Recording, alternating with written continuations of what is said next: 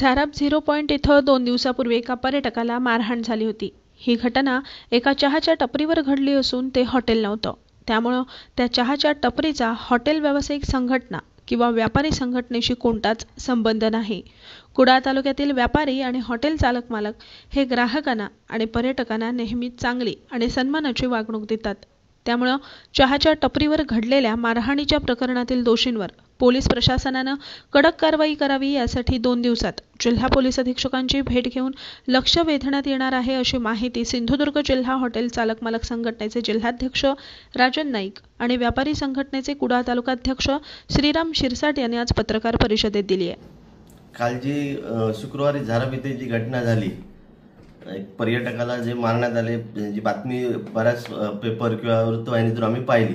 त्याच्या आधी पहिली कुडाळ तालुका व्यापारी संघटना आणि सिंधुदुर्ग जिल्हा हॉटेल संघटना आम्ही निषेध करतो आणि ह्या ज्या घटना आहेत त्याचा आम्ही कोणत्याही प्रकारचा त्या घटनेला किंवा त्या व्यापाऱ्यांना पाठिंबा देत नाही। ते आमच्या संघटनेचे सदस्य नाही आहेत किंवा हॉटेल संघटनेचे सभासद नाही आहेत ते, त्यामुळे त्याचा आणि आमचा काही संबंध नाही आणि ह्या बाबतीत पोलिसांनी कठोर कारवाई करावी अशी आम्ही मागणी करतो। त्याचप्रमाणे सोमवार किंवा मंगळवारी कलेक्टर साहेब आणि SP साहेब यांची आम्ही सिंधुदुर्ग जिल्हा हॉटेल संघटना आणि कुडाळ तालुका व्यापारी संघटना यांच्यातर्फे भेट घेणार आहोत आणि त्यांना आम्ही सांगणार या बाबतीत जे कोण दोषी आहेत त्यांच्यावर कडक कारवाई करावी आणि अशाच घटनेला आम्ही कोणत्याही प्रकारचा पाठिंबा देणार नाही। कारण सिंधुदुर्ग जिल्हा हा पर्यटन जिल्हा आहे आणि त्याचप्रमाणे शांत जिल्हा आहे, त्यामुळे ह्या माध्यमातून जी काही जिल्ह्याची बदनामी होते ती एकदम चुकीची आहे।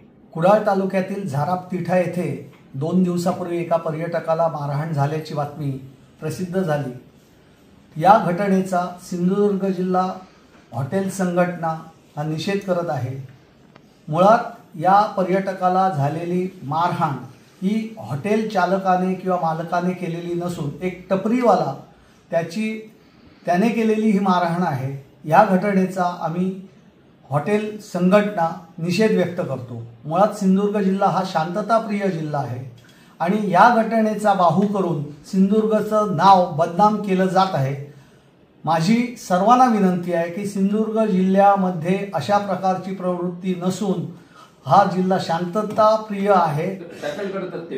व्यापारी संघटना हॉटेल संघटना असा किंवा तिकडचे स्थानिक सरपंच असं त्यांना तुम्ही बोलवा, पोलीस असं आता पोलिसांचं सहकार्य बरा आणि आता गेली नाही म्हटलं तर आपल्याला 25-30 वर्ष पर्यटक येतो, त्यांचं कधीच कोणाला काही त्रास नसता ना।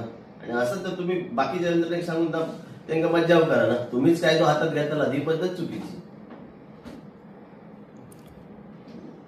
म्हणजे आता म्हणणं कितपत योग्य होईल माहीत नाही, पण आमच्या संघटनेवरती सोशल मीडिया असतात किंवा आहे त्यांनी थोडीशी खातरजमा करून त्या नाही म्हणजे बातमी घटनेची द्यायची, त्याच्याबद्दल वाद नाही, म्हणजे घटना घडली तशी बातमी द्यायची, पण त्याच्यामध्ये असा की हॉटेल मग पर्यटकांना असो त्रास दिलो जाता वगैरे वगैरे, पर्यटकांना मारतात वगैरे वगैरे।